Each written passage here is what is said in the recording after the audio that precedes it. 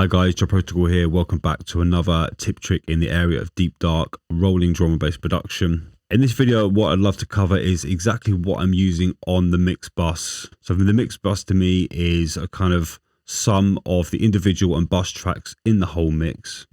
For me, I'd say there are two purposes to the mix bus channel. The first one is monitoring and metering. So using a couple of plugins to give me a better idea of what's going on in the mix, as opposed to just relying on my ears and what I'm hearing coming out of the speakers and my headphones.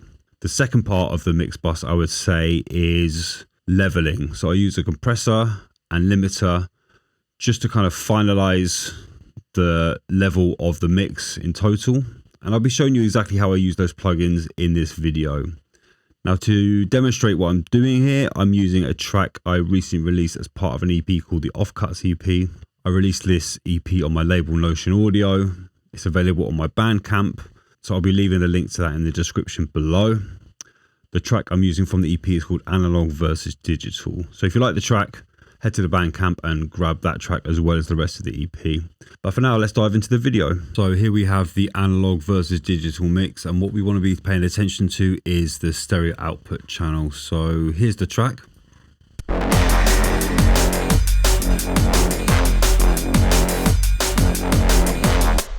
First of all, I've got the two leveling plugins. I've got the SSL bus compressor and the Pro L. And then below that, I've got the two monitoring plugins. So I've got the gain plugin, which I just use for mono, essentially, to check the mono mix. And then I've got the multi-band compressor to analyze the whole mix spectrum and the phase spectrum. So let's start with the SSL plugin. So the SSL plugin is a dedicated mix bus compressor. So this has been designed for mix buses on an SSL desk. So it has a very particular type of glue compression, which is very musical, and it's kind of industry known for having like a really nice musical quality. So there's a very particular way this should be used. It should only be used for gentle compression. It should be nothing strong, and I'll kind of show you how I set this. So we've got 4:1 ratio, and then the attack at 30 milliseconds. This is to allow the peaks to come through. So you want a kind of slow attack to allow the peaks to come through. And then you want a really quick release. I kind of flip between 0.1 seconds and auto. So a really quick release so that the compressor kind of resets for the next peak that comes through to hit it. The make up I would have at 0, because we're not about compensating, we're just about kind of leveling here. So let's start with the threshold and maximum, and then just bring it down slowly, and so you can hear the difference that the compression is making. And this is how I would set the compressor.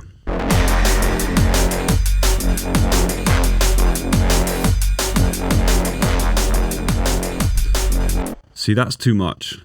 That's flattening the mix. What we want is a nice balance. So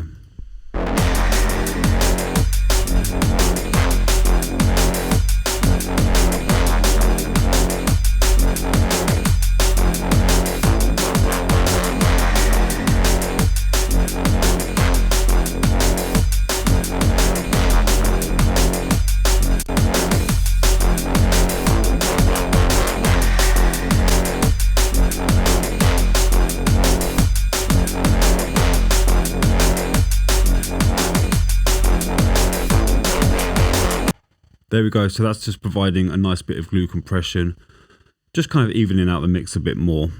Next up, we've got the Pro L. So normally I would start with this limiter at 0 and then just push it up with the Alt key held on the keyboard, so that when you drive into the limiter, what the Alt key does, it means it kind of compensates for the output at the same time. So there you can see, as I pull the gain down, the output gain also goes back up. We have a low look ahead, and the attack and release stay generally low. Like I find like a long attack and a long release kind of changes the dynamics of it. All we really want to do is just catch those peaks. So it actually doesn't have so much of an influence on it, the attack and release, but let's just keep them low. And then this part, this is called channel linking. This is to do with the stereo link, and they should always be at 0%. 0% means that the channels are not linked. So if they are at 100%, they're kind of running, you're kind of viewing the whole mix as mono, whereas we want to view the mix as independent left and right channels. And the style I always go for is all around. So now let's play the mix with the Alt key on the keyboard held down, and we'll just drive the gain until we start chopping off those peaks.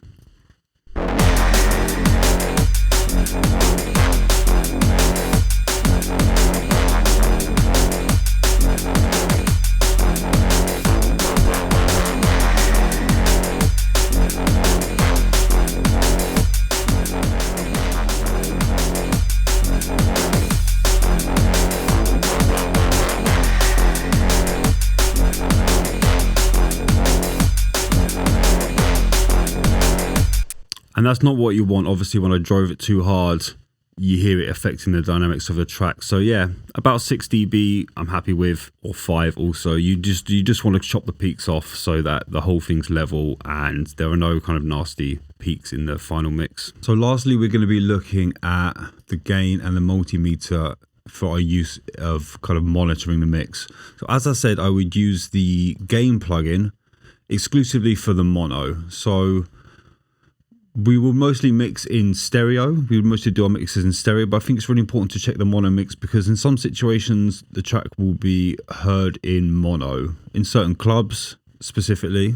And what the mono mix does is it sums the left and right stereo channel into one mono channel.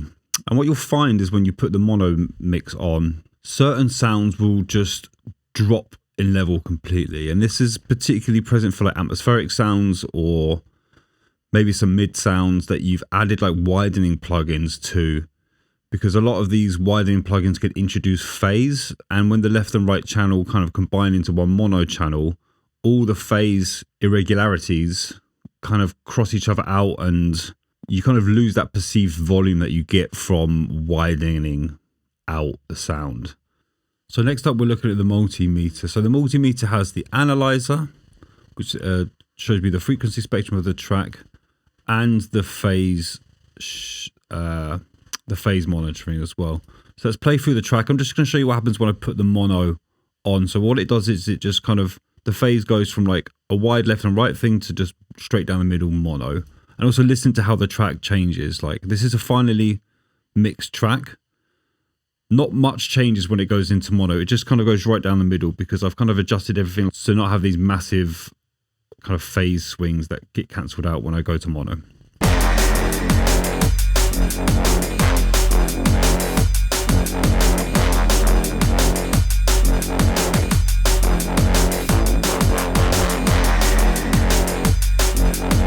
So you see I've got some left and right information here, but what we don't want is like some massive swings. Like what you will get is like a left to right swing of this kind of graph in the middle. That's a bad thing. You can also tell what the correlation is doing from this this little meter here to the right hand side. When it's in green on the right hand side, then that's a good correlation. Nothing's going to swing too much left or right. So when I use the analyzer here, there's a few things I'm looking out for. I'm mostly looking out for the relationship between the kick and the sub. Like I really want the sub to be 40-50 hertz and the kick to be about 100. But I also want the sub to be a few dB louder than the kick. And then I want the snare to not really kind of kick through more than the mid. So I'm really just looking at a few fundamental things to just kind of confirm what my ears are listening to see whether that adds up to what's actually happening here in the mix. So I'm just going to play it through. We're going to look at the analyzer and just check that everything's in order.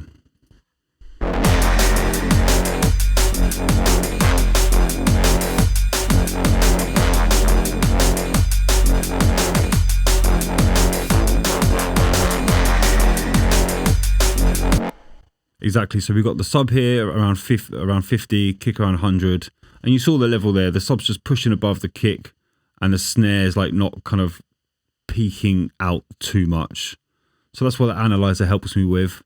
And that's everything for today's tutorial. So if you enjoyed that, please check out some of my other videos. Grab a copy of the Offcuts EP from my Bandcamp, and I will see you in the next video.